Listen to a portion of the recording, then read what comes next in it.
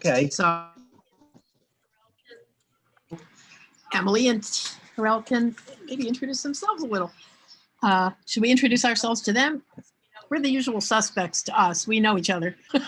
Yeah, that's okay. So I'm Joey. I'm from Long Beach. I've been marching with Long Island Peaceful Protest. Yeah,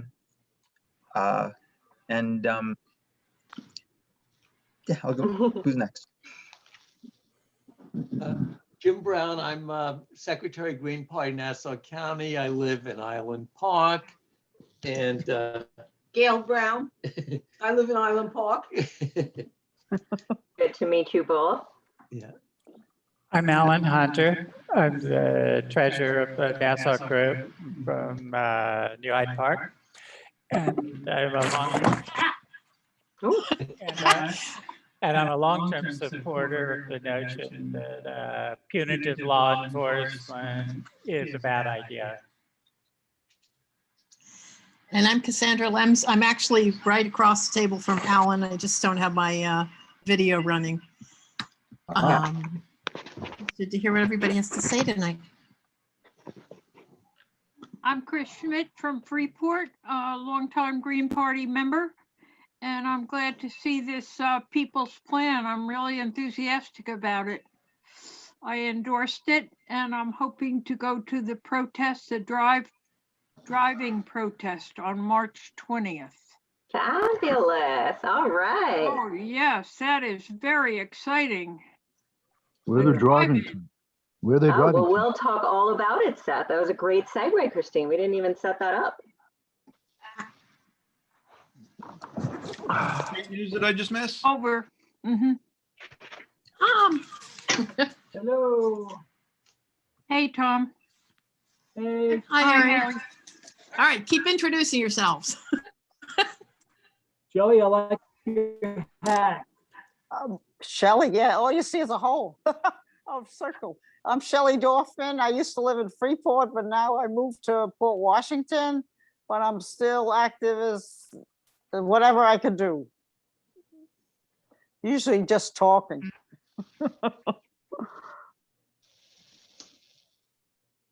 I'm Seth Seth, why Hirsch. don't you go ahead? I'm Seth Hirsch.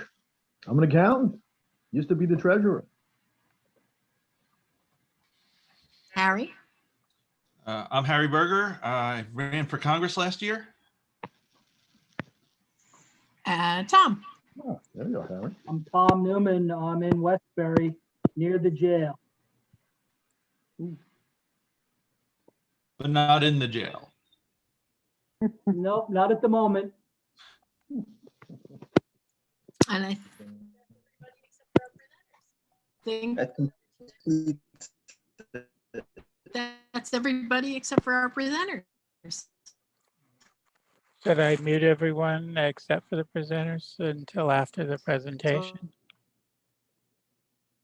As well as a steering committee member for LI United Transform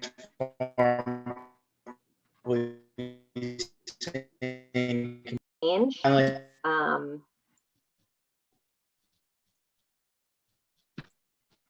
Yeah, and Tyrell is my fiance in the next room. This is true. So you, of course, not that it's not great to see everyone else, but Harry's a member I and often wonder, has a lot of she value. dropped.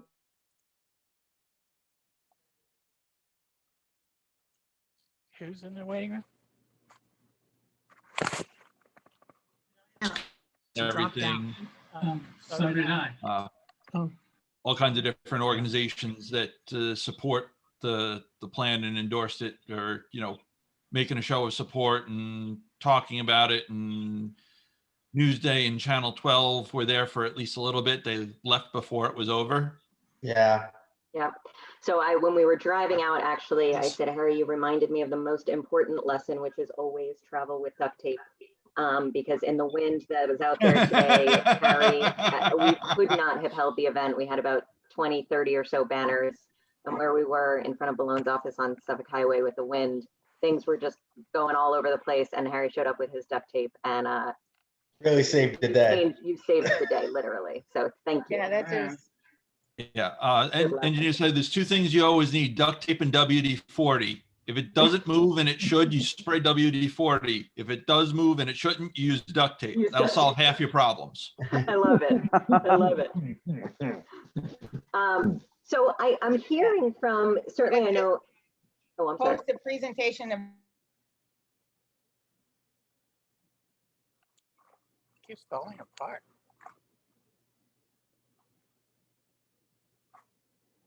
I just wanted to get a pulse of the group, kind of what you know, what you don't, so Tyrell and I have a sense of where to jump in and how to kind of meet the needs for tonight. Okay.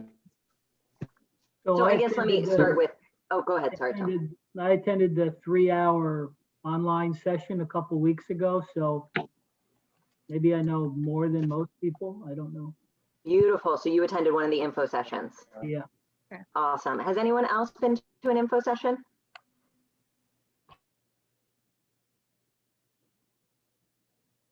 Else? No? Never keep. Nope. I wasn't attending an info session, but I did read the plan when we endorsed it. So Fantastic. Then- Okay, then you you might don't- have, did you read the draft version or did you read the nice version? Did it look, well, we'll pull it up and okay, we'll it say. was the 216-page one. Okay, Not Well, sure. yeah, that must have been the okay, so I think draft. you read the draft. It's now 310 Got it. pages. So 300, yeah. Seth, could you mute, please? There we go. So Tyrell, why don't we, I'm gonna pull up our slide deck from the info session. We won't, just tell me how much time we have just so we can gauge. About an hour. How long did you? Yeah.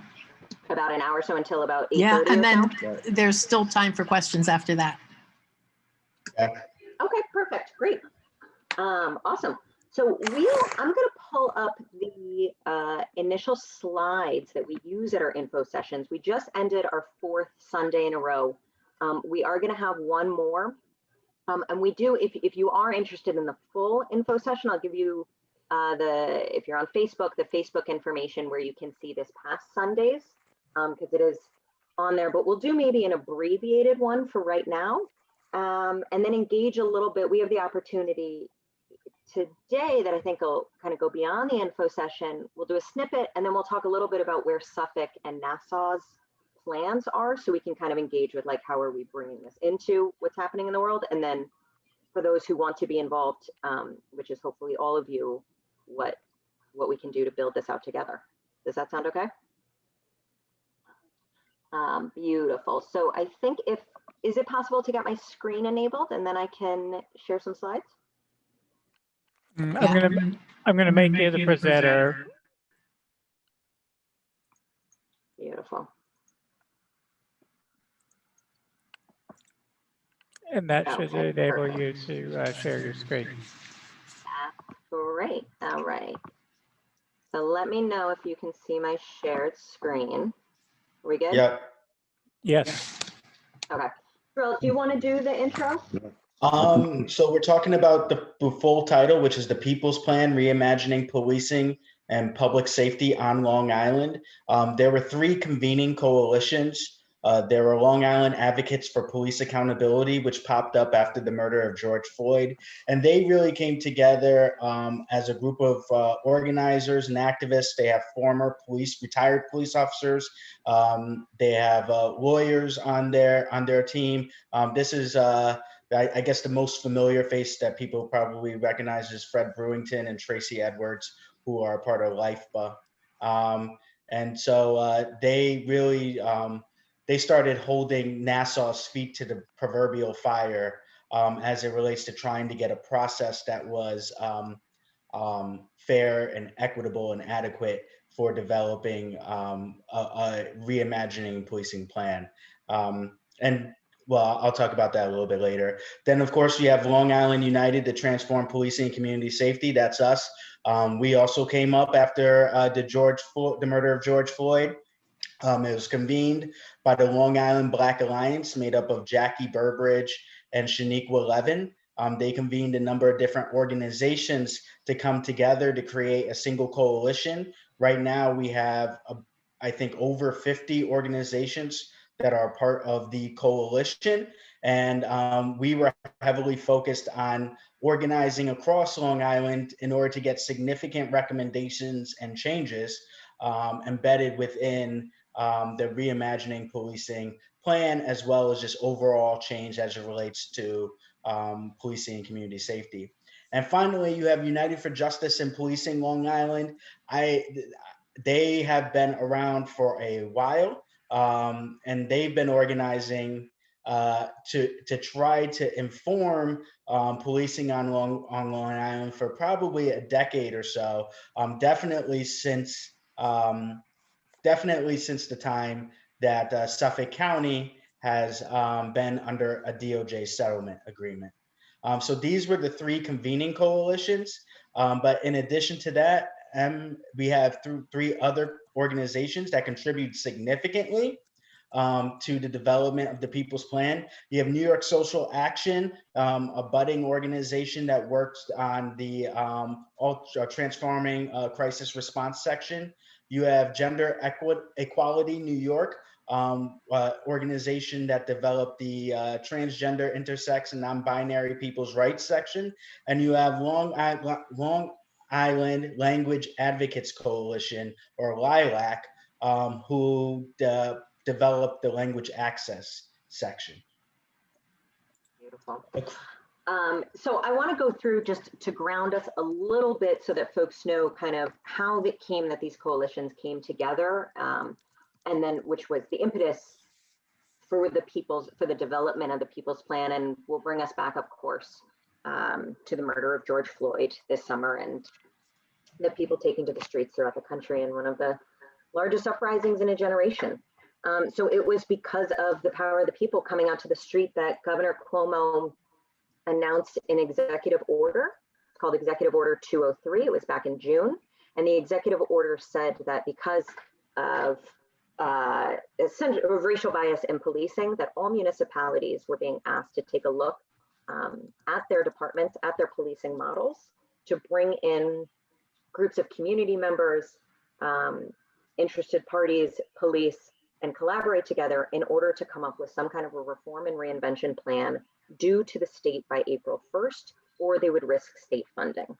So as soon as we saw that order come up, Long Island United was in the midst of forming, Long Island Advocates was in the midst of forming, United for Justice in Policing, as Tyrell just explained, had already been around and been doing tremendous work, for about a decade on police in schools, language access, data collection, monitoring that DOJ agreement.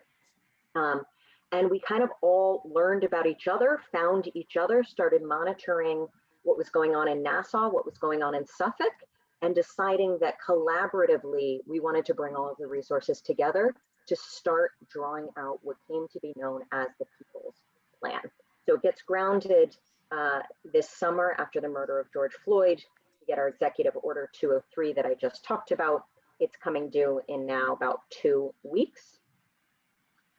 So the People's Plan for Police Reform, Long Island United set up a number of work groups. So I co-chair the Transforming Crisis Response Work Group, and we got community members throughout the island to come together to volunteer. Harry's been to a number of the meetings. We meet on Sundays for an hour. And we started digging into what are alternate models for crisis response for homelessness, mental health crises, and substance use. What's happening across the country? What are innovative models? What are ways to get police out of these interactions to make it safer for community members? And I'll tell you a little bit more about that proposal in the plan in a bit. Tyrell is the co-chair, along with my mother, actually, for the Transforming Traffic Enforcement proposals, started studying traffic with community members across Long Island. And different groups started taking a look at different sections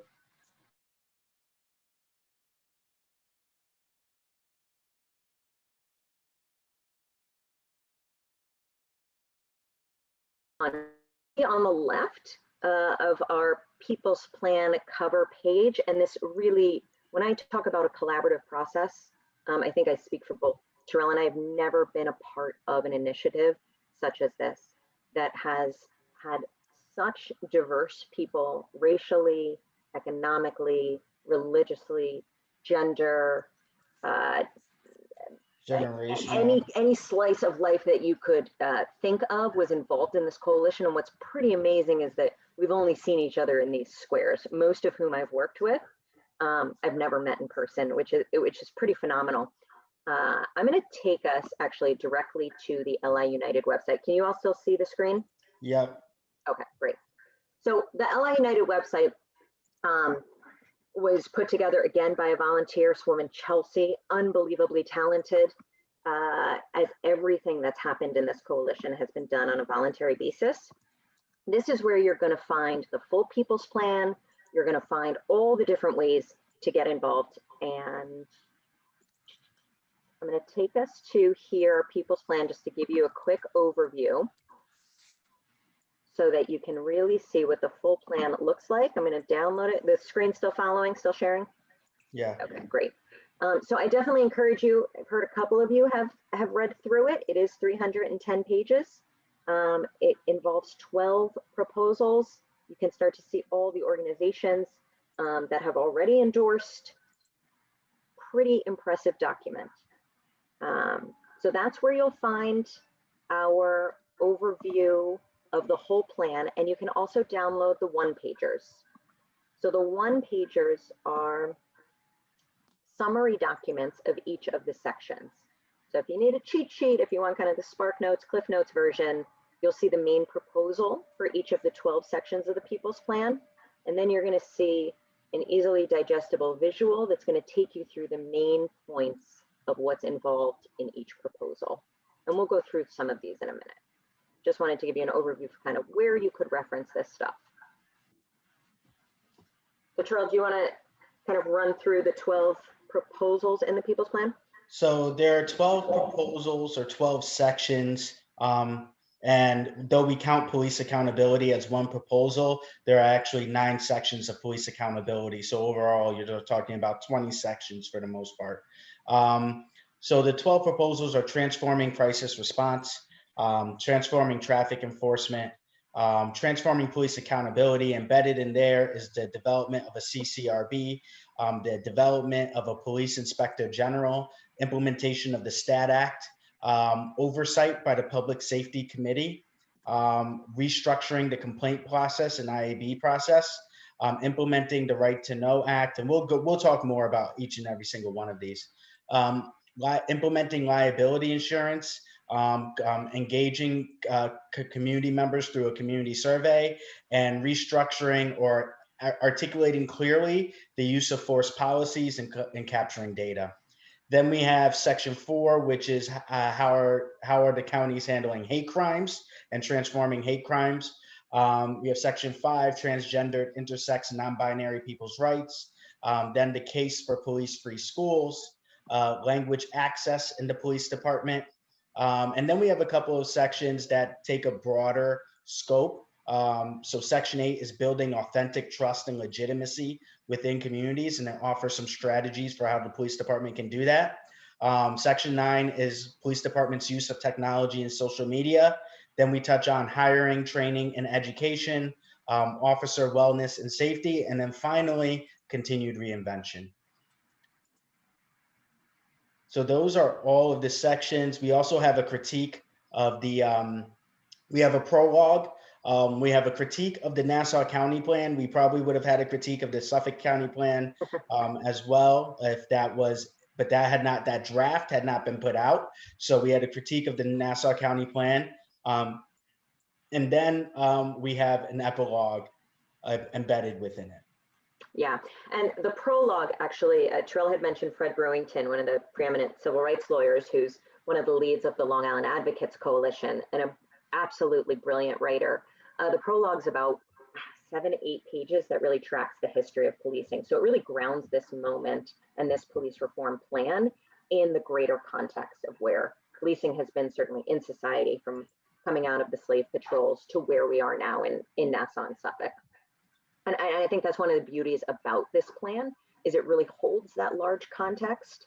And the other thing that I love about the plan is it responds to the governor's order in saying, we are holistically trying to assess our public safety system. And we understand that policing is one part.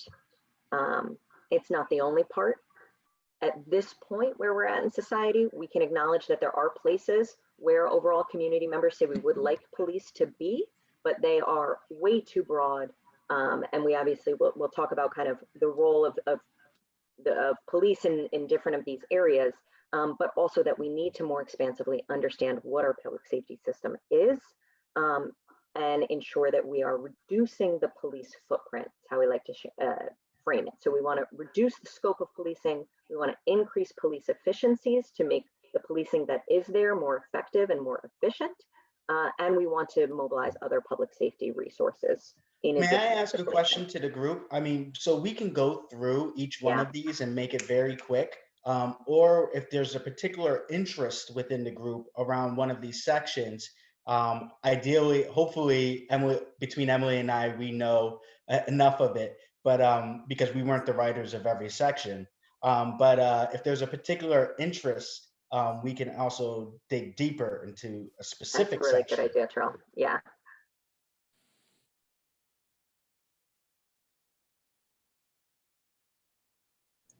I'm definitely interested in the first item, transforming crisis response. Okay, beautiful. You'll be in luck because Emily was the co-chair of that one, so that's good. I'm interested in the traffic enforcement. Ding, We ding, have ding, a ding, ding. terrible problem here in Freeport with excessive fines for minor violations. Well, you're also in luck because I'm the co-chair of that one. So that was I'd like to hear about the complaint process in IAB. okay. I'm gonna let Emily take that one. Absolutely. Any other sections you want us to? Yeah,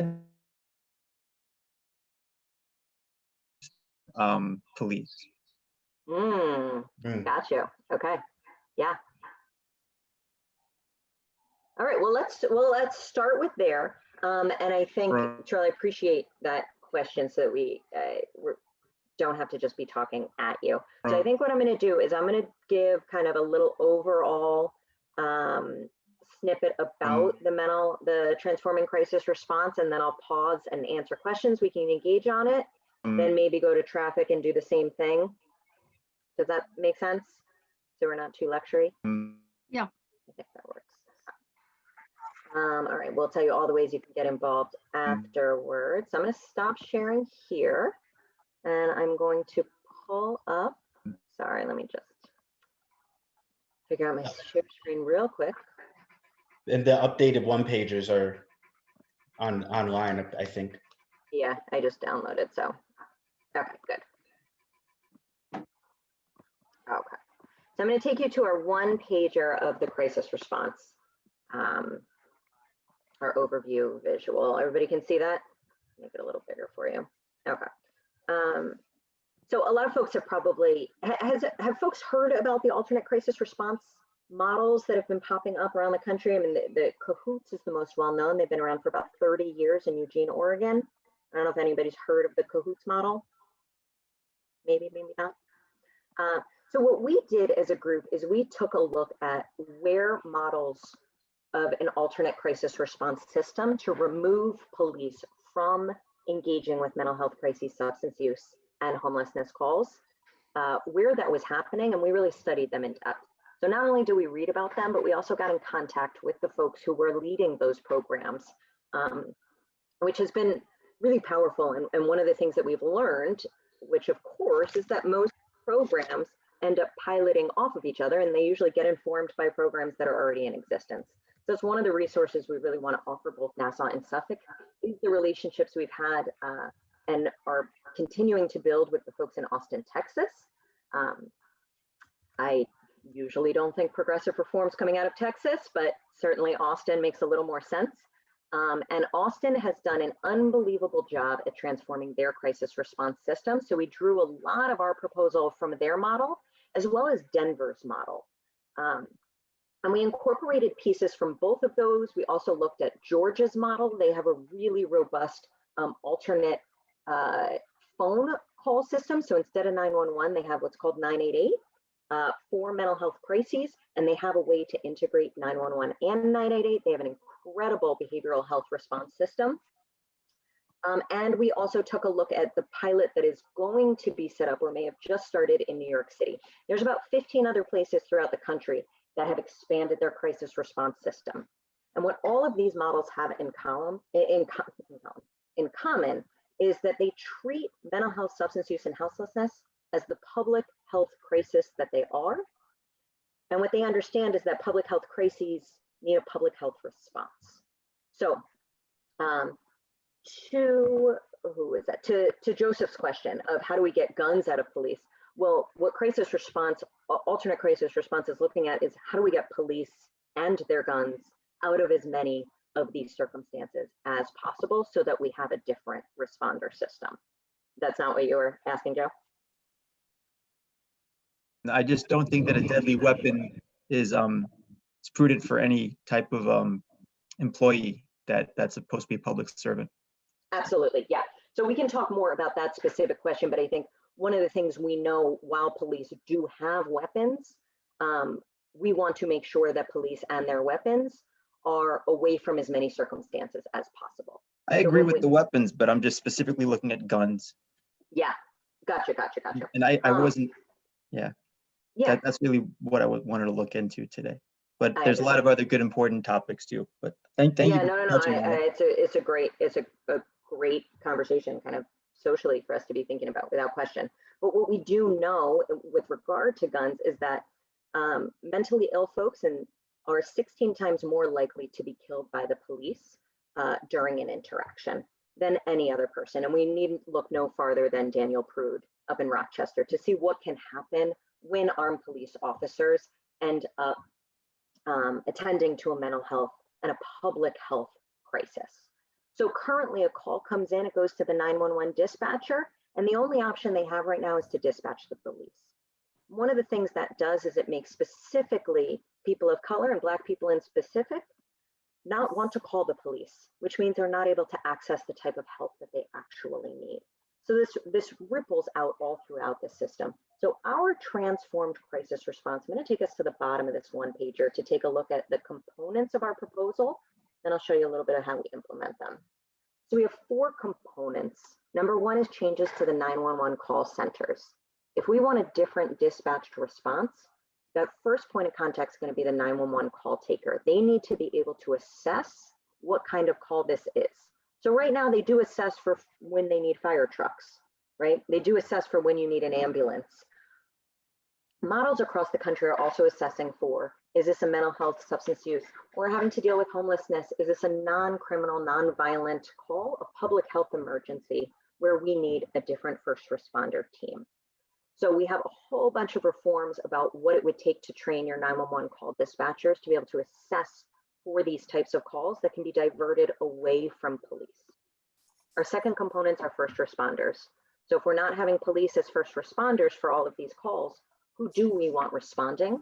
And research is showing that combinations of behavioral health responder teams made up of clinical professionals, certified peer specialists, and crisis responders are what's being used in different combinations in cities across the country. Our third component is what I'll show you in a second, is this criteria-based dispatch response. So what we take a look at is how do we match the appropriate first responder to the appropriate level of risk that's posed by the individual in crisis. Right? So we want to make sure that the right person's going out. And our fourth component, you'll see this across all of the People's Plan, is data collection and transparency. How do we track what's happening? How do we measure it? Not only so that we can build trust with community and actual being able to understand what's happening in our government systems and in our public service and safety systems, but also so that these programs can understand how well they are working and who they're serving best and where gaps are in order to improve. If I take you to the right, the benefits that we see from models throughout the country doing this are the following. It helps to reduce and ultimately put an end to criminalization of mental illness, substance use, and houselessness. That our jails are overflowing with people with mental health issues. It creates supportive, non-traumatic interactions with community members in crisis, right? When someone's in the midst of a crisis and a police encounters them, police have a very specific training, right? They use a very specific police authority. They are trained to kind of bark stern orders. Well, I'm a trained clinical social worker.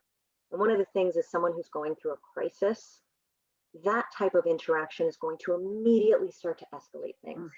The presence of the uniform, the presence of the weapon, the sirens on the car can all escalate a situation and cause something that was not dangerous in the first place to actually start to become more dangerous by agitating someone who needs help and is actually getting the opposite by the first responder, even if they are well-intentioned.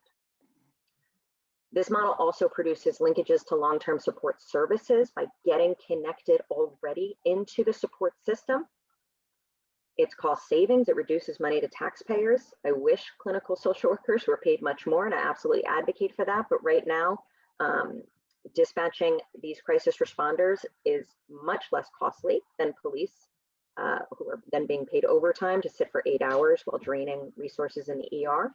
So we'll also talk about different ways to divert people from ER and from the trauma of having to go into psych units. So we see models that have these things called stabilization centers. So there's a number of areas in the system that cost savings happen, including transport, right? The models we've looked at actually don't always need a police transport or an ambulance transport, but actually voluntarily people are transported right in the car with the behavioral health specialist, right to what we call a stabilization center. There's all these places that saves money. And lastly, it does increase police efficiency.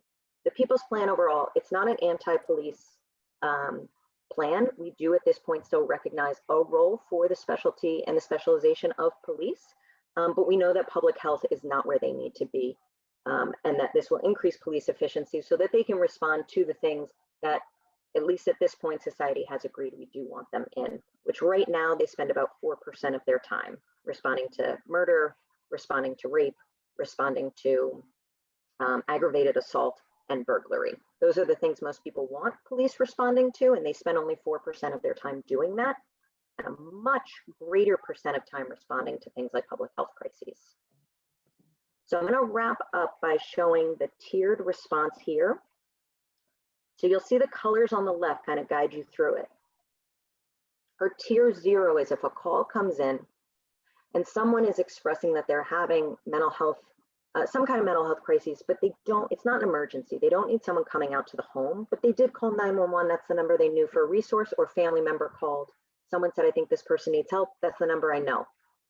They don't need an emergent response. We have what's called tier 0, a warm line transfer to a community-based referral. We want to get people hooked up directly into community resources. Tier 1 is if that call comes in and the 911 dispatcher assesses they do need an emergency response, but there's no threat to the person and there's no threat to anybody else. Well, they need a behavioral crisis team. They need support on site. They may want to voluntarily go to a stabilization center and get additional assessment treatment, can stay there up to 24 hours voluntarily if they want. And that can be a behavioral health specialist only. If that call comes in and there is an assessment that this person is expressing a threat to themselves, some kind of risk themselves, maybe it's suicidal ideation, maybe substance use, but again, still non-violent, non-criminal, no weapon present, then we would want to dispatch a behavioral health responder team and a medical team, right? Potentially medical needs as well as our behavioral health needs. And our tier 3 assessment is if a call comes in and there is the threat to self and or to other and there is a weapon present. And right now, every model we've looked at, if there is an assessment that there is a weapon present, we do it this time, dispatch the police, but even in tier 3, the police never go out to a crisis call by themselves. They go out along with behavioral health responders and potentially with medics, depending on what the situation calls for. And the role of the police is only in tier 3, and their only role is to stabilize the scene while ideally being guided by the behavioral health responder who helps ensure that interaction goes the way it needs to go. The last piece that right now is not being considered in Nassau or Suffolk, but it's being guided by Austin, is one of the things we propose is also embedding clinicians in central booking, right? We see only one tier where the possibility of an arrest is possible, would be in tier 3 with police. Everything else is a non-criminal matter. But in tier 3, if there was some kind of criminal behavior happening and it did lead to an arrest and the person going to central booking, Austin has embedded a clinician there to do an initial assessment screening, to start screening for mental health needs in order to divert people away from jails and into the types of treatment and mental health support services they need. So it's not they won't be held accountable for any criminal wrongdoing, but that we want to get people out of jails where we know mental health crises are only going to worsen. So there's all these layers in the system. So I'm going to stop there and answer any questions that anyone might have. I'm very much in favor of seeing a response that's geared more towards seeing somebody as having a problem rather than being a problem, and seeing how can we help a person rather than who's doing something wrong and therefore is the bad guy here. Having said that, though, I'm kind of approaching the whole phenomenon from a different angle as a militant psychiatric patients' rights activist. I am a little bit concerned about any language that leaves the potential open for extending the net and encouraging a whole lot of what we'll call soft law enforcement. The people who arrive may be wearing white coats instead of police uniforms, but if the ultimate result is coercive, if the help is being offered to people who don't necessarily want it, but they're not given the option of saying no, thank you, then that's a worry that I would have about the possible misuse of this approach. Sure. So I think my response to that would be the behavioral health responder teams are all community-based. So it's not through the power of the county in the same way as, for example, the police. So Suffolk County's Family Service League program has something called DASH. We look at Austin, Texas, their MCOT programs run by a community-based program as well. So when we talk about voluntary transport, that the goal is always to provide on-site stabilization, right? Make sure that the person doesn't need to leave their home unless they voluntarily say, I need treatment, I need some help. Least restrictive alternative. Bingo. Exactly. The goal is to get as many people out of going to psych ERs as possible, and certainly out of arrest as possible. I had a question. Sure. No, the reasoning why I was saying before about the guns is because I just feel like it's important not to govern through fear. So like, oh, well, if there's this bad issue, this is why we have this, they justify it through fear. And I'm just kind of like pretensing what I'm going to ask because it's unfortunate that exists. And on the back end of this, my question is with regards to, I guess, tier 3, when you have police and say a community based social behavior mediator present at an experience that's not a conflict, I guess. My concern is that because we've seen there's a lot of politics within organizations, what types of checks and balances would there be between coercion of the police against the social behaviorists? Say they wanted to say we're stabilizing it in our way and kind of step on the toe. It's a hypothetical scenario, but I know that when you have mixing organizations and it's new, I'm just kind of wondering if there's like a checks and balances, some sort of like the police have a what's the human like a human. Yeah. No, I totally understand. Thanks. So I think my short answer would be, don't get me wrong. The models we've studied are infinitely more effective than the current response. without question. Are there places where the moments that you're describing, do I think that, implement this model that I've shown you in this diagram, and like that's the panacea, we have this perfect, beautiful, we can all sing Kumbaya society? Not even close. That said, one of the things that we have seen from the places that are doing this, that they have talked to us about, is the relationship, and this can be hard if I'm just speaking personally. I am grounded in a bit more of an abolition framework. The People's Plan does not have an abolition framework. We see the People's Plan right now in our social context says there is a place for police. Fine.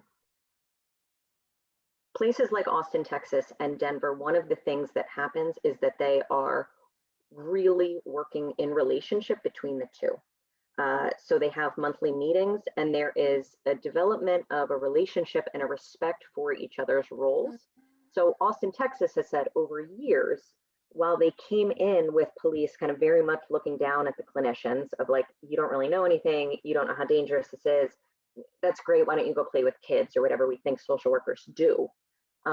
It has been actually over time in going out to calls together and police officers seeing the skill sets that clinicians have, seeing what they're able to do, being able to free up. Police will tell you all day long, I hate going on these calls.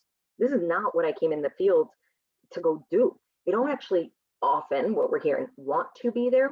So it is through building that relationship and a certain amount of mutual trust and respect. And what clinicians are saying from the other side is, and I'll be honest, if the person that I'm coming to help does have a knife or a gun, and I am scared, I do want the police to be there. I don't know how to handle this.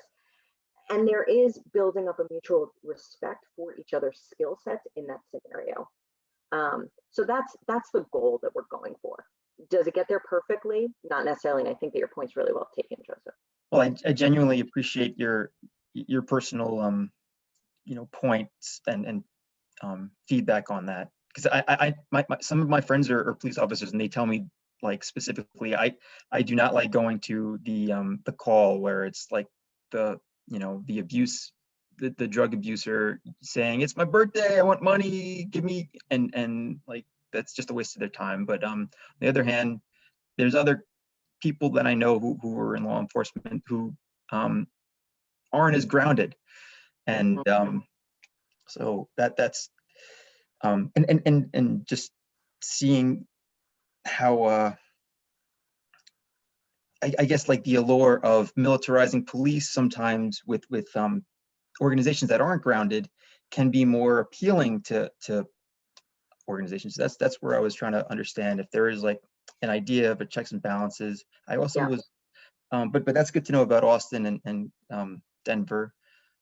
I did read that in New Jersey, the Attorney General had put out a police reform plan. And I was wondering if you were at all like aware of those points. Like, I know that one of them was removing deadly weapons from their police. No, I don't think. I was just gonna say I haven't heard of I haven't seen that police reform plan yet, so I'm definitely gonna look into that. For the purpose of time, it's 8:18, so I think we should move on to another. Yeah. So for traffic enforcement, what we wanted to do is we wanted to get armed police out of routine traffic enforcement. The issue is that when police are often trained with this warrior mentality. They're trained to be like a hammer, exactly what we were talking about. And when you're a hammer, that means everything looks like a nail. So one of the things is that when a police officer goes to a car, they always say, this is a very dangerous thing. There's nothing safe about routine traffic enforcement. Reality is that a police officer is killed 1 in every 65 million stops. The reality is also that the vast majority of the time when a police officer is injured in traffic enforcement, it relates to the issue of safety, not in regards to the person that they're giving the ticket to, but in regards to the fact that you just got pulled over by somebody, on the side of a little road, and other cars are still driving on that road. As well as the fact that then nearly a quarter of the rationale for why, or not rationale, it's not rationale, nearly a quarter of the incidents where a police officer is injured during a routine traffic stop has to do with after they engage in some form of police authority. And what does that mean? That means that they go beyond just asking for your ID and registration, and now they're asking you to get out of your vehicle, or they're attempting to restrain you, they're attempting to search you, etc. And so what we're trying to do is, we want to make traffic safety about traffic safety. We know that in Long Island, we have disproportional outcomes in traffic safety. In Suffolk County, Black drivers are 4 times more likely to be stopped. They are 2 times more likely to be searched. They're 3 times more likely to have physical force used against them. In this chart that we have in front that Emily is showing, and Emily, I don't know if you can make it slightly bigger, but these are all the negative, that this shows a number of the traffic stop outcomes by race. We highlight the little red circle all the way at the bottom to say this is basically what the population of Black community members are compared to the population of white community members. And as you move across to the right, it becomes more and more negative traffic stop outcomes, with the Black community members basically representing 8% of the population, and yet about as I think 63% of the canine searches. The white percentage of Long Island represents around 67% roughly of the population, and around 8% of canine searches. That's clearly going to vary from location to location. So basically, what do we want? Well, the first thing that we say is that a number of the police stops are based on scroll up, are based on pretextual stops. Scroll up a little bit more. And so pretextual stops are stops where an officer engages in the stop for routine issues, such as like a broken taillight, or there's something dangling from your mirror that's blocking the plate. I mean, that they say is blocking your view, or tinted windows, or whatever it might be. They stop you for that reason. But the actual rationale is so that they can go fish for evidence in order to engage in a search. And we know that this is happening because the vast majority of stops, based on Suffolk County's data, the vast majority of stops of Black drivers, routine like equipment failure is a big factor in those stops, and they are also over searching Black drivers. And in fact, they're doing so to the point that Black drivers are 29% less likely to be found with contraband, so with guns or drugs, or weapons or drugs, than white drivers in Suffolk County. So what we want to do is we want to completely bar police from engaging in pretextual stops. That could look many different ways.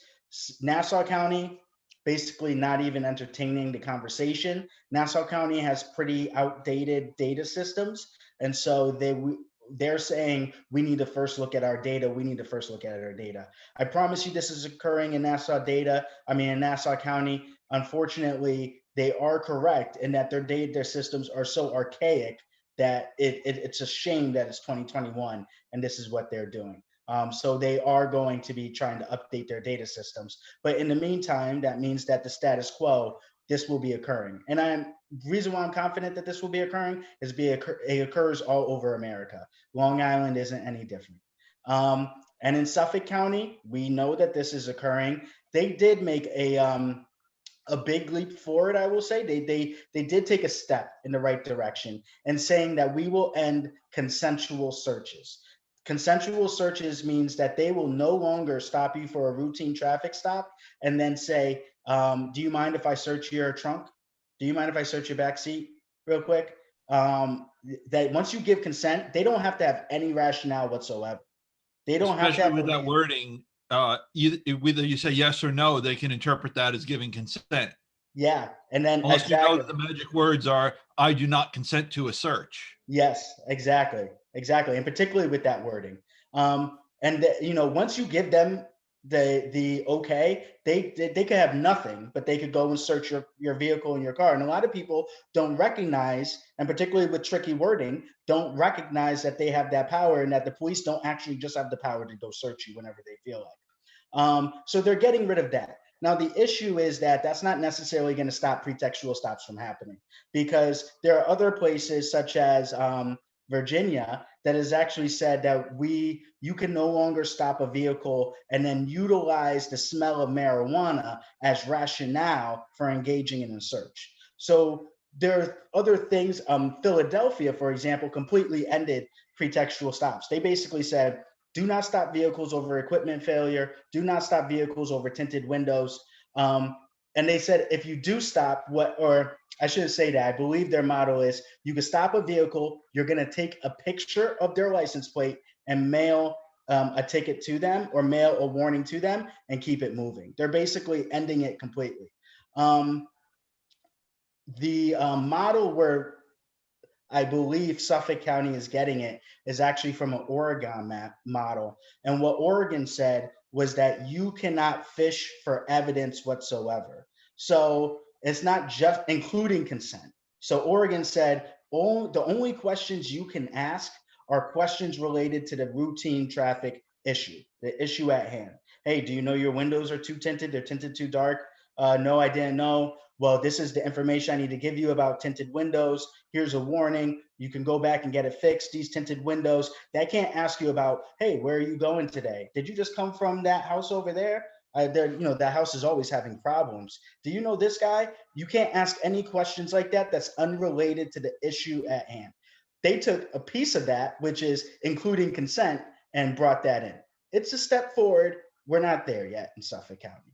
Something that in New York State, your registration sticker is on the front of your car. So they have to stop you and look at it. Where if you see so many other states, when your car is registered and going to expire, is on the rear license plate. So they could just say that by seeing taking a picture of your license plate. Okay, this person is driving with an expired registration. But they don't have that option here in New York. They have to pull you over to look for it, to ask in the first place. So I'm surprised that New York State hasn't changed that to just make the little sticker on the back of the license plate so they know you're driving an unregistered car, or you are, or you aren't. Most other states have that already. Yeah. Or Mark's talking now. or an uninspected vehicle. Yes, it's all on the front. They have to pull you over to see if it's inspected and interesting. Yeah. So like what we were trying to do is provide innovative techniques to try to halt these issues, these disparities that we find. If you scroll down a little bit, Emily. Yeah. You'll see that our second option is we want to explore, and this is to the point about trying to get guns away from officers. We want to explore unarmed traffic officers. How many people really honestly can say in their life, we've never been pulled over by an officer and for a speeding ticket or whatever it might be? Most people, if you've been driving, and technically if you've been driving for many years, few years, you've been pulled over for some reason or the other that you actually might be like, this is kind of BS. I was only going 5 miles over or whatever, but you've been pulled over. There's no reason. And for the majority of people, hopefully, that situation goes off without a hitch. That's not necessarily the case for all communities. That's not necessarily the case for all community members. But hopefully that situation goes out, you get your ticket, or you get your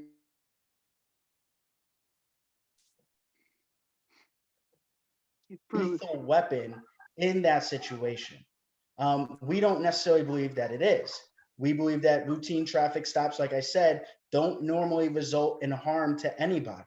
And if it does, like if there is a particular issue, I reckon somebody speeds off, then by all means, you could call somebody to say, okay, there's a drunk driver, he just sped off, clear the roads. We have to, do what we need to do. So we say explore unarmed traffic officers. Initially, it was unarmed civilian traffic officers. They are looking at trying to do this in Berkeley, California, and Cambridge, Massachusetts. New Orleans has a civilian agency which doesn't stop the motor vehicle cars, but they report on traffic accidents. And so the civilian agency would also be the ones doing the reporting on traffic incidents. We also said maybe it's a possibility that you create an unarmed traffic unit within the police department, because there wouldn't necessarily be a change to state law to change who can be a peace officer. If it's a civilian, at least create an unarmed traffic unit whose sole responsibility is traffic safety. And then our third big key piece, and you see this across the whole People's Plan, is data transparency. Collect, publish, and analyze data according to what is the STAT Act. And the STAT Act is basically an act that demands police departments to publish a massive amount, but a comprehensive data set of data, including all of your stops, the demographics of your stops, the locations of your stops, the dispositions or the outcomes of your stops, etc. And then also provide regular monthly reports as it relates to traffic stops. I will say that as it relates to traffic data, both Suffolk and Nassau County have committed to doing a better job with pushing out their data. Then we also have a couple of smaller, not recommendations, but components of the proposal, including thinking about innovative ways to mitigate traffic violations in the first place. So things such as road design. It's interesting, if you add 1 second to the yellow light, that studies have shown that it decreases significantly the number of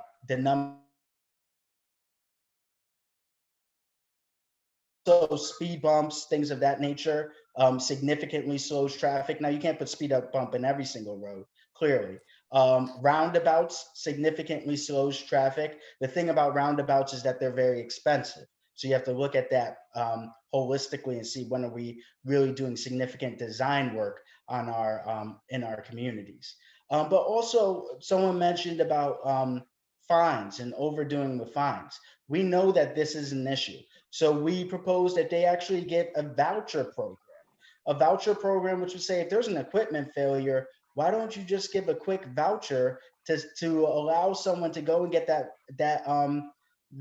issue fixed, particularly working class people and folks who are in lower socioeconomic strata. It's not necessarily the easiest to be like, I can just go out and have all this discretionary funds to fix this equipment, And so I forget which city it is that is already engaged in the voucher program, but they've already started implementing that work. I think that might actually be in Pennsylvania somewhere. I have to check that.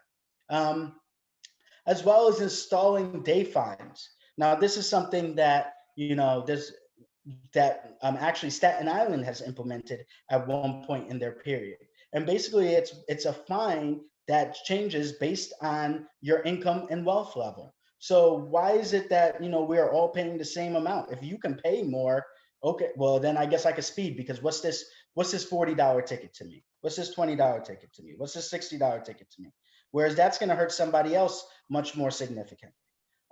So we should be having day fines where it varies based on how much, based on your income and your wealth. So that is the traffic stop portion. I know we're like 4 minutes over where we're supposed to go, but we only got through 2 sections. So reading the question and answers. Did you want to have us all the way up until 9, or have us as long as you want to have us? Yes. Yes, our meeting runs till 9 and you are incorporating the questions, so keep going. Okay. So are there any questions regarding that? Is there any proposal to have all of these traffic encounters taped on video so that they can be reviewed later? So it's not embedded in the plan itself, but we are we like that would be, I mean, we put links to that various different models. So while we didn't necessarily say that they should have cameras on their cars to when they stop a vehicle, then they like, you know, just take a picture of it and send the ticket or anything of that nature. We did say like these are how other cities are doing it, and they can explore how they would want to implement it. As far as, you know, just having traffic cameras, or I guess what you're saying is cameras related, like if it's the interaction, that's really more like a body camera, right? Exactly. Yeah, so the People's Plan doesn't really talk much about body cameras, but what I can say is we don't disagree with body cameras. We think that body cameras are important for police accountability. Our perception was that it's not a panacea. It's not a solution for everything. I mean, how many cases have we seen already where brutality has been caught on camera and nothing has occurred as it relates to holding the police accountable? So we know that body cameras in and of themselves aren't a panacea. We know that police officers do things like trying to block their body camera, or, you know, even like innovative ways to knock it off while a situation goes on, so that it's not filming the interaction anymore. There has to be key policies on changing the rules of when you switch.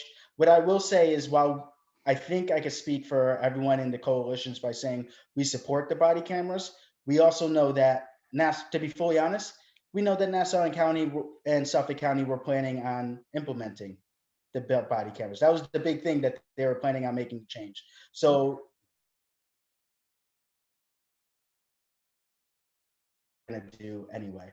We're not necessarily for paying officers a stipend to wear body cameras. Just to be frank, we feel like that's part of their uniform.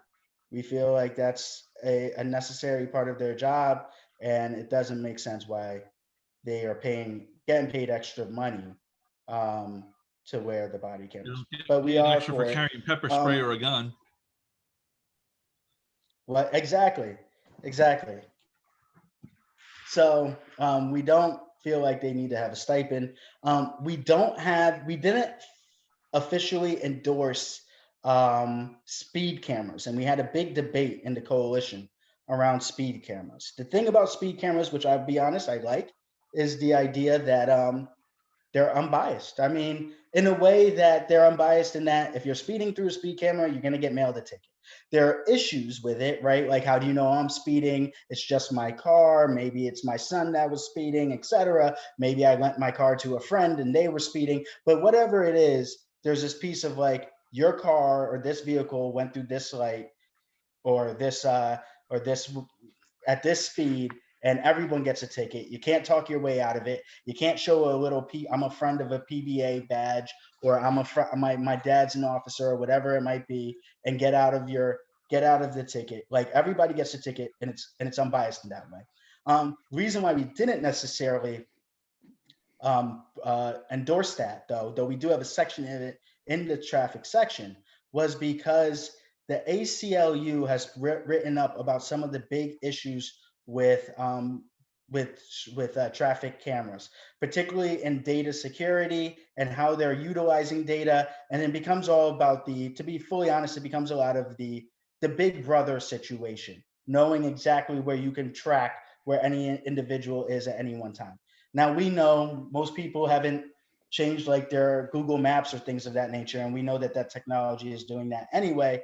But at the same time, we talked about this in the coalition, and overall there were feelings that we weren't ready to and fully endorse traffic cameras. As a person who has had to was 100% innocent and had to go to court to say, look, at this red light camera, I stopped. The person next to me went through it. And the other time when another person, I stopped, and Mark did. But they didn't look at the video. They sent me the ticket, and if you think you're innocent, go and take your day off and go to court. That's the other Now, the issue. question I have, the problem I have with is then when they looked at it, well, I'm like, oh yeah, You are 100% innocent. You didn't do anything wrong, as opposed to them, okay, I didn't do it. Okay, let's look at the video and okay, you're innocent, as opposed to having to take the day off and go to court to prove that's the problem I have with them. Let them look at it first. Yeah. There's nobody reviewing the videos to determine guilt or innocence beforehand. You have to take the time off from work and go profess your innocence. Yeah, so that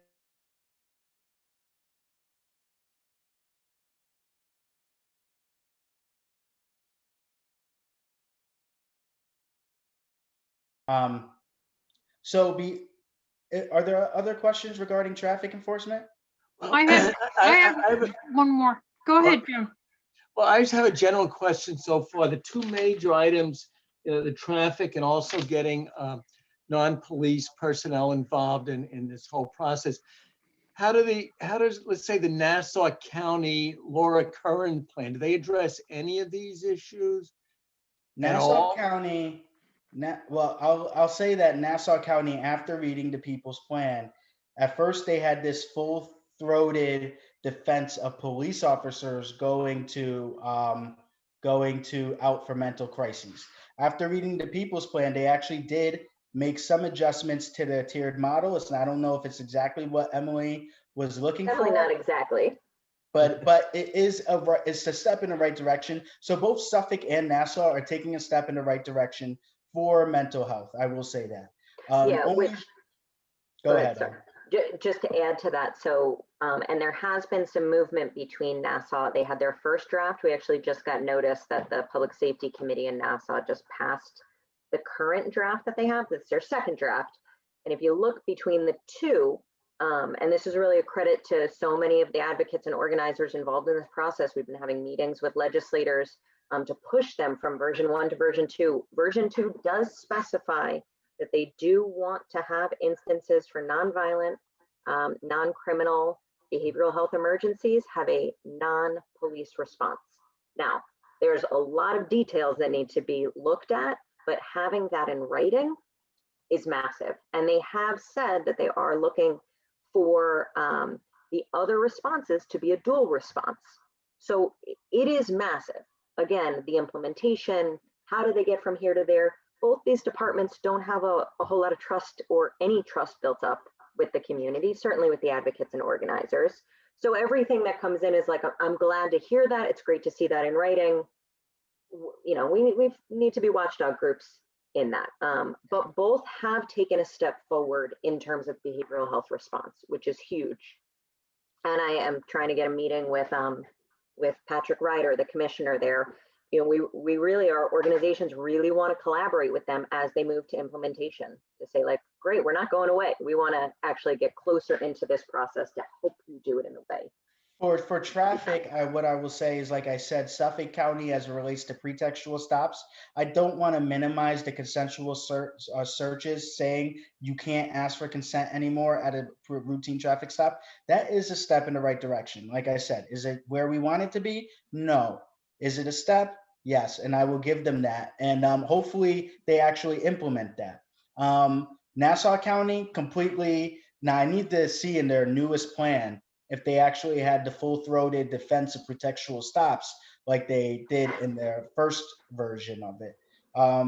In the first version, they basically said pretextual stops are legal according to the Supreme Court, and we do them, which they are. They are legal according to the Supreme Court, unless you live in a locality or a state that says, like, we are not going to be implementing this and it's illegal here. They are overarchingly legal according to the Supreme Court. And so, that's what they utilize. Same thing with things such as broken windows policies, stop, question, and frisk. Nassau County's initial version just had this works for us. And so we're going to continue doing this, which was, you know, if you know the history of stop, question, and frisk is like really hard to swallow, that a plan that's meant to address racial disparities is also in the same circumstance a plan that's defending stop, question, and frisk and broken windows policies. Christine, I know that you had a question. Oh, I just wondered whether you had discussed these high-speed chases where the suspect takes off and 1 to 3 cop cars start a high-speed chase, which has ended up with innocent people being killed over and over again. We You know, the did, high-speed chases. we did not look into that topic of high-speed chases. We didn't really look into the policies of the departments of high-speed chases.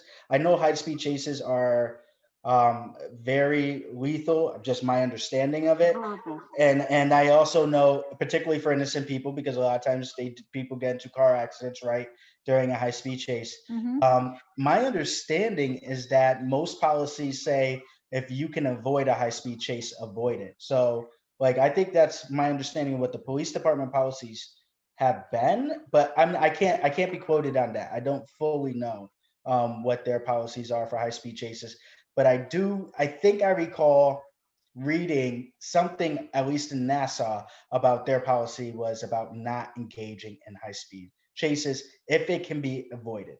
Mhm. But but like I said, I'm not fully certain. Thank you.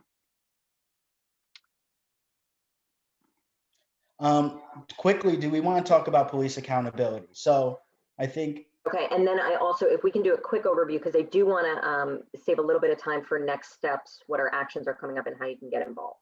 so the big thing about police accountability, and we have 9 sections, and basically what we say is that I'm not going to go through each section, it's just going to be impossible, but what I'll give you is the overarching feel of what that whole section is on, the whole package.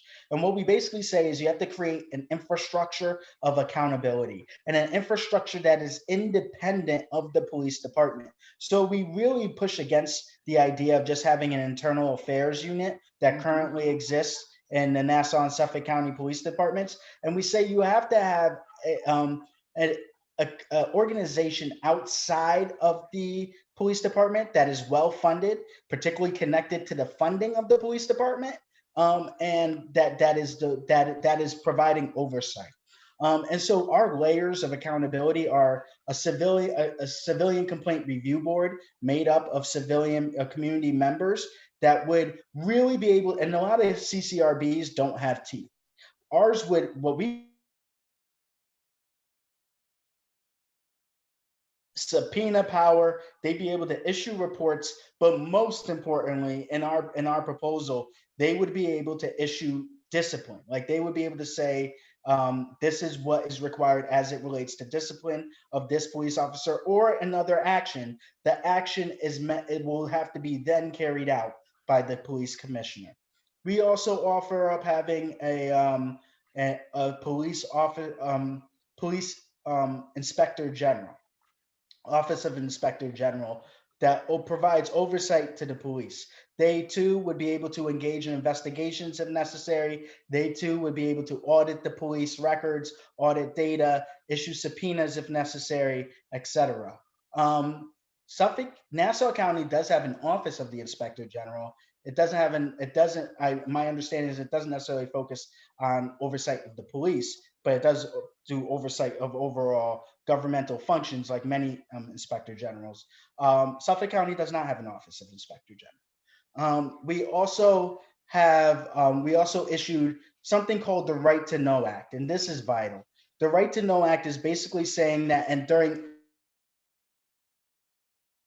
activity, the officer has to write down why they are stopping you, give them their name, their badge number, and like I said, the rationale for the stop and the disposition. So if it's like I gave you a warning, or if it's like I had to search them, all of this will be written down on some form, paper or card, and be given to that person so that they know exactly why they were stopped and what occurred. Nassau County has not implemented that. Suffolk County said, we like that idea. What we're going to do is right to know policy. All of this also, we're talking about putting in legislation to codify it so it doesn't just move out of the, when a new administration comes in. Both counties haven't really touched on codifying this work. Now, Suffolk County said, you know what we're going to do? We're going to have all police officers for pedestrian stops only give a card that says, the officer's name, the badge number, and then where you can issue a complaint. We are not happy with that. Right to know is about the rationale of why you were stopped in the first place. To us, that is not right to know. To us, that is you're just giving the person, the officer's name and the badge number. And I understand sometimes it's hard to know a badge number, but like that's not a big enough step forward. And also they're only doing it for pedestrian stops. Why not traffic stops? Not a big enough step forward. There are other components of the police accountability. I know there was the differences between IAB and complaints. I actually don't know enough about IAB and complaints. Emily? No, I could pull up the one pagers though, and we could check them out a little bit. So what I will say, and this has been kind of the beauty of the police accountability section, has really been written by folks and advocates who have been watchdog groups for years. And so some of the stuff they talk about, to be honest, goes a little bit over my head. But that is the type of specificity in detail that they are asking the folks in the departments to include. And when you look at the county plans, they are so incredibly vague. When you look at the people's plan, there is a level of specificity, a level of explanation that really shows they know exactly what they're talking about. I need you to do this point, this bullet point, this bullet point, to the point that I actually start to lose an understanding of exactly what's happening because I'm not in that world. There is a But component with that being said, where am I going down to? Internal affairs and complaints? Yeah. Okay. So what they do talk about, our number one goal is a civilian complaint review board that has actual teeth, right? There's a lot of CCRBs set up like New York City that doesn't actually have the power to do anything. They make their recommendation and that's it. Crafted a full-on legislation that could be introduced and passed right now for CCRB that has teeth with the ability to subpoena, with the ability actually to do disciplinary action. Of course, Nassau and Suffolk have no interest in that. That's our ideal though, in the gold standard is to have that as well as an inspector general. Until that time happens, would be this, oh no, remove complaints and investigations from the police and create a CCRB and inspector general. Yeah, we would want to remove it from, because internal affairs is currently inside the police department. We would want to remove it from the police department. And then we had a number of recommendations, given the fact that we had known some, that there was going to be significant pushback behind removing it. What I can say is that in Suffolk County, they are adding complaints to be with the Human Rights Commission. But it really is not a, if I'm being honest, we also don't think that has any teeth. We're not happy with that whatsoever. Oh, that has no teeth. I mean, it's written to have no teeth. Then not only do they not have the capacity to actually take up any of these complaints and look at anything, in theory, even if they found something, they are given absolutely zero power. They don't do the investigation. So what they basically do, what their plan basically is people might be a little bit nervous about filing a complaint with the police department. We understand that. So what we'll do is we'll allow people to file complaints someplace else, like the Human Rights Commission. The internal affairs still engages in the investigation, still decides what will be the outcome of it. And then the Human Rights Commission, if they have the capacity, which everyone I've talked to said that they're really strapped and don't really have the capacity, would be able to review internal affairs already investigations. But they still have no power to do anything. And they have no power for discipline whatsoever. So both plans offer absolutely nothing to move police accountability outside of the police. And I think as Tyrell was quoted saying the other day, what was your quote? That would be like having a jury. Having like a jury of an alleged perpetrator made up by someone's family member and expecting that would be fair and unbiased. Like we know that there's a level of distrust, particularly between Black communities and law enforcement, communities of color on Long Island, the immigrant and Hispanic community and law enforcement, significant levels of distrust. And the reality is that until police departments recognize that, you know what, we can't have oversight of ourselves, we cannot police ourselves, we need to have independent bodies police us, some form of an real independent body you're never really going to build that trust again, because no one's ever going to trust that the outcome is going to be fair and unbiased. And a lot of times places say the attorney general, they can do something. It takes a lot to go up to the attorney general. And then not only that, the attorney general works so closely with the police that we've heard so often about how they have these, how it's a, I'm forgetting the word, but Conflict of interest. conflict of interest. Yeah. So you'll see in the details, and you get the snapshots at the top, right? It makes it real clear. Yes, people are afraid to make complaints actually to the police. They go right back to the internal affairs department, right back to the local precinct. There's no actual oversight by legislators or civilians. If anybody saw the news article today, in support of their campaigns, there is actually nobody overseeing the police.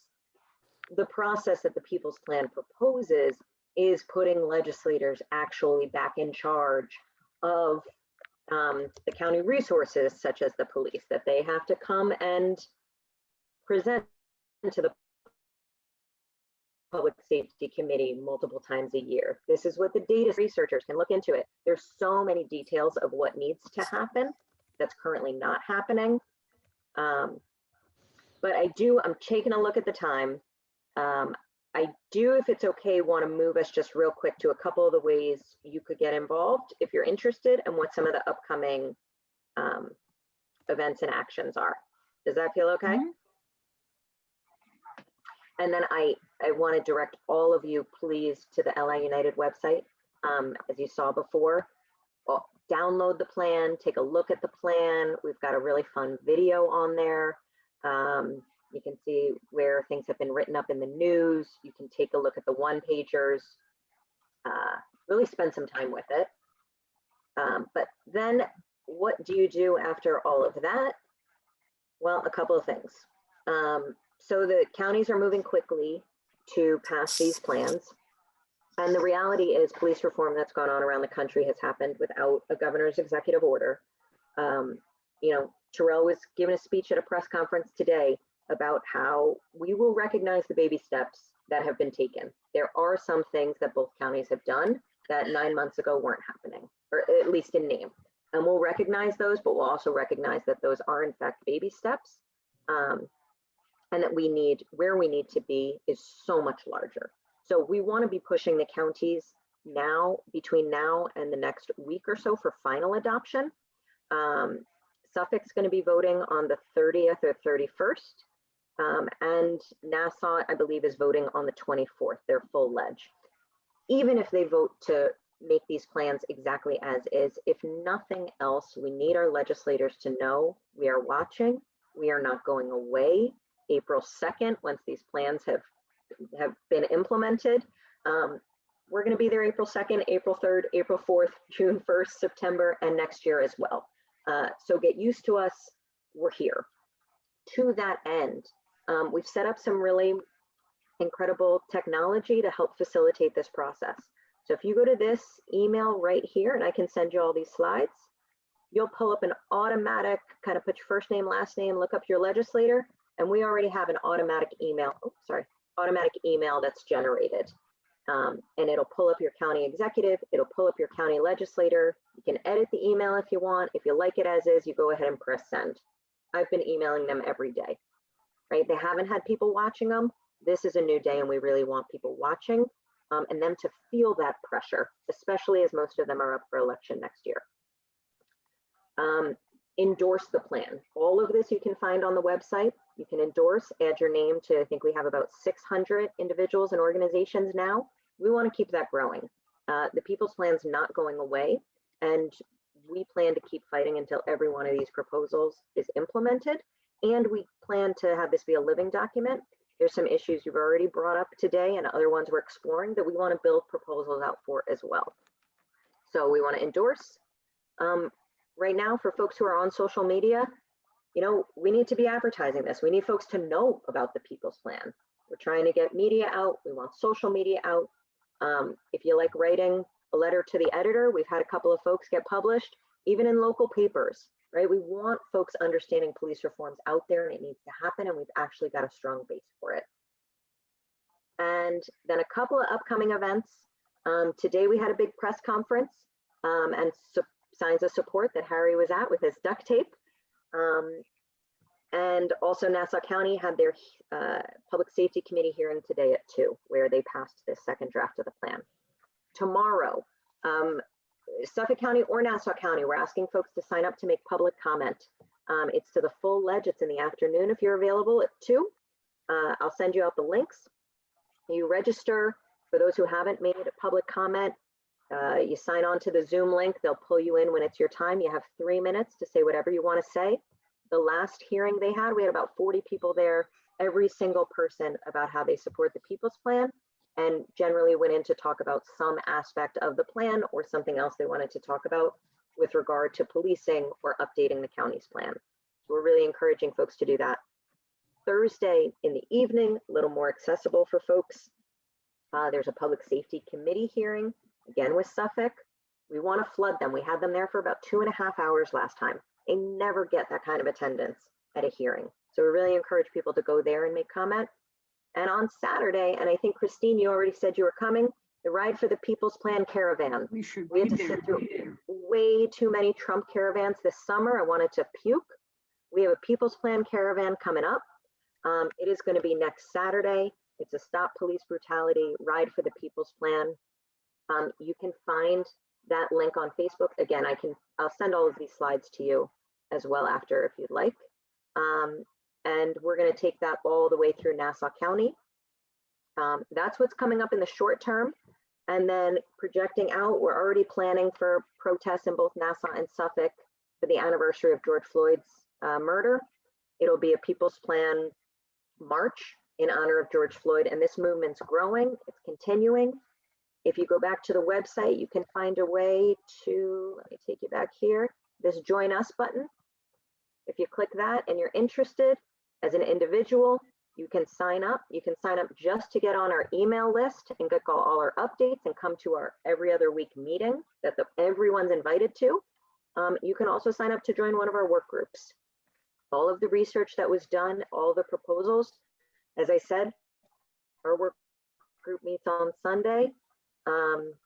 Tyrell's in 2 different work groups on Monday and Wednesday. You can sign up and we've got all different ways for folks to get involved. So you can get involved at the level that you feel you have capacity or interested, get in on the email list, or all the way to joining a work group. And I think that about does it. We also do have the People's Plan on the Long Island Advocates website. Tyrell and I are from Long Island United, so we usually show that one. But just so that folks know, Long Island Advocates, you can also view the People's Plan there. You can join their coalition as well. Very good. You're welcome to join both. So I think that brings us to 9:02. Would you like, I think Cassandra, of your email, do you want me to send out the slides and the one-pagers? Oh, Yes, we'll repost them to all our members. Yes. that would be great. So I'll go ahead and send that over to you tonight and you can get that out to folks. And I'll post it on our website too. That would be great. If you want, as far as social media wise, Long Island United's got a Facebook, we got an Instagram. Cassandra's got our contact information. Harry certainly has our contact, or we can put it in the chat. But we really appreciate you guys taking the time to listen and such interest. And we're excited to build with you. Thanks for Thank you, presenting. you've done. Okay, Thank you. thank you. Thank you so much. I Thank have you all. one more question about that ride for Emily and Tyrell. Go for So it. many organizations are participating. Can we put our banners on our cars? Absolutely. Like if the Absolutely. Green Party decides to be part of this, we have a beautiful banner that we might be able to attach to our car. Ethical humanists, Unitarians, Yeah. anybody that has banners to show that our whole organization supports this. That's the whole point of the parades and all the gatherings and everything, is to show that there's a lot of organizations that are co-sponsoring and supporting the plan. That's the whole Right, point. that we favor it. Yep, we'll have our banners out there so the press can see who's taking part. And so my son could finally see a good parade instead of one of those crappy parades. That'd be great. Exactly. I'm going to show you just real quick. So like Ethical Humanist Society did endorse the plan. Yes. Organizations can endorse. Wasn't sure necessarily how you guys did organizationally, but if the Green Party is interested in endorsing, so when you go to People's Plan, endorse the plan, you can endorse. We did endorse They it. did, We Oh, did you did? endorse Okay. it already. Amazing. Oh, they Sorry endorsed if I'm it, yeah. behind on that. So your name should probably show up here then. I can do it. There. I think Green Party of Nassau County. All right, beautiful. I don't know what all this undefined is though. In the We have to middle. go fix that. There we go. I think Yeah, we're Chelsea's having working on issues. it right now. Oh, yeah, Chelsea must be in there. Okay. But yeah, and also as far as organizationally, you can join as an individual. The coalition's primarily made up of organizational members. So if the Green Party would want to join as an organization, what we then ask is usually for at least one rep, and I know Harry already comes to meetings, one rep to try and come to the coalition meetings so that they can bring information back. You'll see at the bottom of our website, all of our member organizations. We have 2 tiers, supporting and partner. So that's something for you all to consider as well, and is continuing to join as we build out this movement together. Somehow I managed to miss the point where you guys actually made that endorsement official. I thought that after this meeting, the idea was to make the endorsement official. Oh, Oops. no, we endorsed last week. Okay, well, I got plenty of my own troubles to worry about, so I managed to miss that part. But Same here. Yeah, I miss a lot. It's okay. and I didn't have a banner or a shirt or anything, but I had a hoodie from my church, and the church endorsed it, so I was there representing them. Very good, very good. Has the NAACP endorsed the plan, or has anybody talked to them about it? So Tracy Edwards, who's the Edwards is the president, head Go of ahead. the NAACP, she has wrote actually part of the People's Plan, and and also the NAACP, when they submitted their letter, specifically said that they wanted the legislature to look at the People's Plan. However, the NAACP is a big organization, a national organization that has certain protocols, and so they couldn't officially put their name on endorsing the People's Plan. Exactly, but she's I'm certainly shocked been. at that one. I thought That they is were a in shame. because Tracy Edwards was so active in it. It's really a shame. NAACP often doesn't necessarily endorse another thing. They're involved with writing it.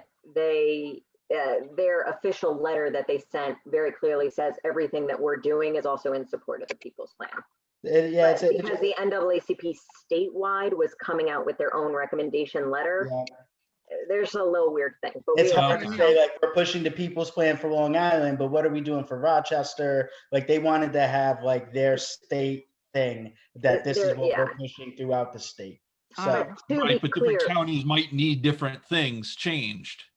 Yeah, so it's because it's on such a grander, because it goes so much bigger. But to be clear, when we had a 5-hour hearing in front of the Nassau legislators, Public Safety Committee, Tracy Edwards was front and center at that table representing the NAACP. She's been a wholehearted supporter of. All right. Mhm. Yeah. All right. Thank you. Thank you so much Thank for you. presenting and taking all of our questions. This was really great. Thank you all. Thank you. Amazing. Appreciate it and look forward to working with you guys further. And thank you for the work you're doing. Yeah, I'd like to be a supporting organization. We could talk further about it or just try and make it happen. Absolutely. Let us, any questions, you guys have our email, definitely let us know. And I'll send over the other slides and stuff tonight. And we'll hope to see a bunch of you at the caravan. Yeah, sounds awesome. Be there. Great. Thank you so Wonderful. much. All right. Thank you, everyone. Have a great night.